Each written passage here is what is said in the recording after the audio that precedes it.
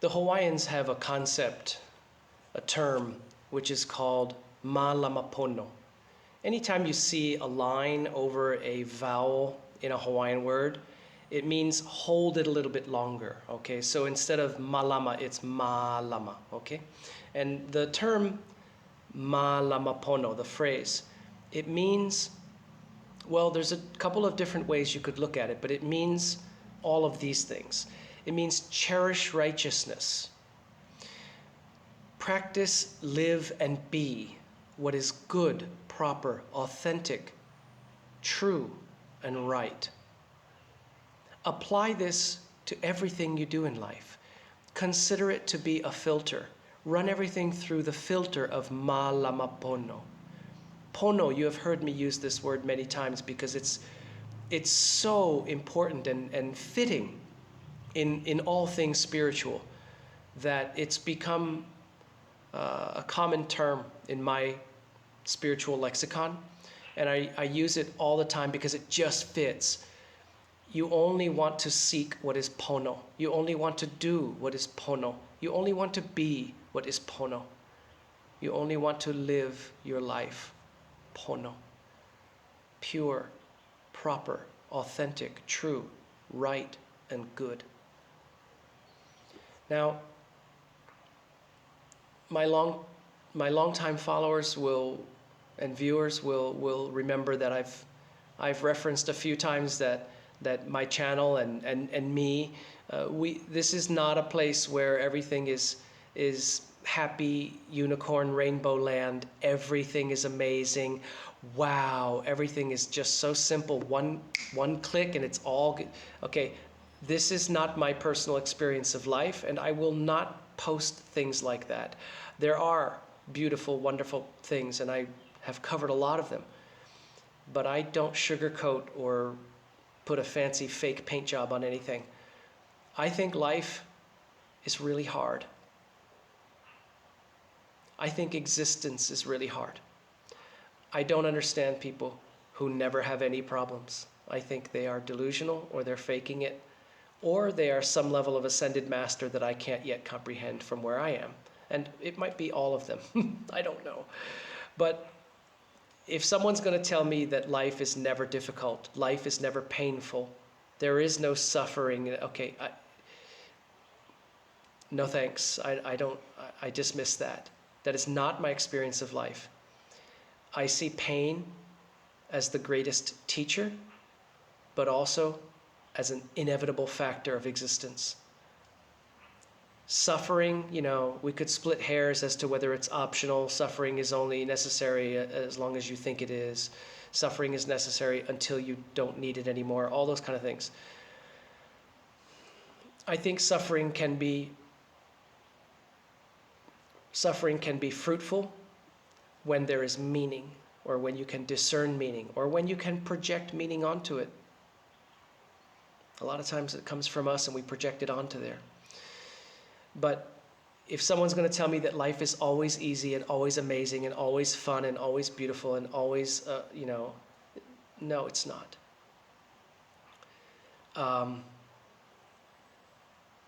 But Mālama Pono. Do what is right, good, pure, authentic, true. Do what is coming from love and honesty and selflessness and compassion. Always do that. Mālama Pono. Live it and become it. Be it. So that you no longer knee-jerk react, which we usually regret what comes after that, or what that is. But instead, you, if necessary, for as long as it takes, if it takes for the rest of your life, pause, breathe, recenter on what is Pono. In this situation, what is the Pono thing to do? What is the Pono way to receive and process this? And Mālama Pono. Do it.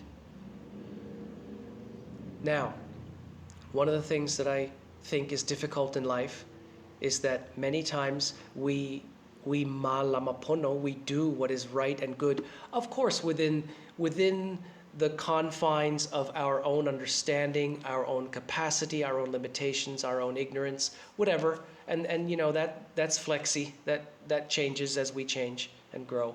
But all of it is understood to be within our own capacity. And we have different capacities. Some people can handle stress way better than other people. Some people can sleep a lot less than other people. Whatever is your capacity, do what is right and good and pure and true and selfless and coming from love and compassion. But then we don't control the outcome. So focus on the doing of the process. Focus on do this. Do what you can. Doing the Mālama Pono response. But then hands off the results, the outcomes. Thank God we are not responsible for the outcomes. And yet also, on the other hand, that can be where it is incredibly painful. In the past 3 days, I lost two of literally my two top favorite little baby kittens to parvovirus, which is merciless, relentless, and I think unstoppable here in Thailand. From the moment I discovered those kittens, well, one of them was born. I was taking care of him before he was born in his mother's womb. I fed them the highest quality food that exists, not just the best I could do, that exists. I gave them extremely expensive superfood boosters, supplements. I gave them the best environment I possibly could. I did everything I possibly could to love them powerfully into the highest possible wellness of being in all forms.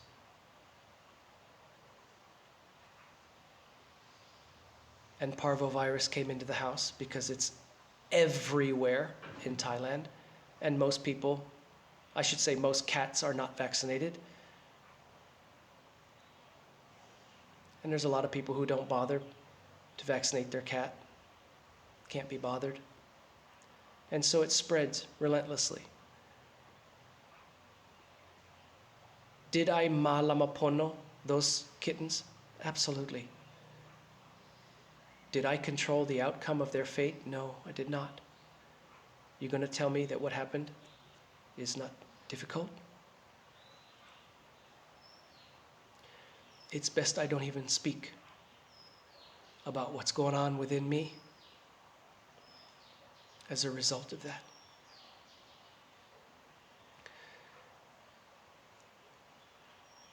But perhaps someday in the future I will be able to look back and say, well, I didn't control the outcome, but I did Mālama those kittens. I did what was Pono. I Mālama those kittens the best I possibly could.